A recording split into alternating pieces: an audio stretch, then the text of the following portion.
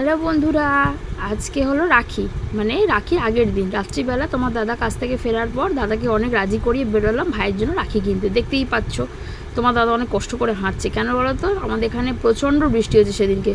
আমি জানি সবারই ওখানে বৃষ্টি হয়েছে, তো যাই হোক দাদা রাজি হলো তোমাদের।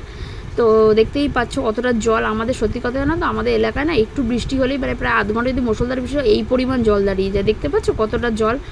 তো যাই হোক, তোমাদের ওখানে জল দাঁড়ায় কি সেটা কিন্তু আমাকে অবশ্যই জানিও। তো পৌঁছালাম রাখির দোকানে। তো খুঁজছিলাম আমি কোন রাখিটা নেব, তো কোনটা নেব বুঝতে পারছি না। প্রত্যেকটা রাখি খুব সুন্দর, সত্যিই খুব সুন্দর। তো দেখছি কোনটা নেব। তো যাই হোক, অনেক বাছাবাছি করার পর একটা রাখি পছন্দ হলো, তো সেটাই নিলাম। তো নিয়ে তোমার দাদাকে বললাম যে দেখো তো এটা ঠিক আছে। তো তোমার দাদা বললো হ্যাঁ ঠিক আছে, ভালো লাগছে। তো যাই হোক, আমি একটা গোপালের জামাও নিয়েছিলাম, গোপালের জন্য রাখি নিয়েছিলাম।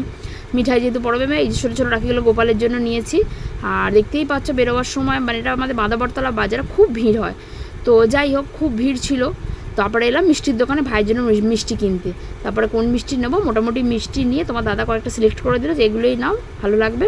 মিষ্টি নিয়ে তাড়াতাড়ি করে আমরা আবার বাড়ি চলে এলাম। দেখছো কতটা জল, সত্যি মানে যা জল ছিল। যাই হোক, ঠিক আছে, টাটা।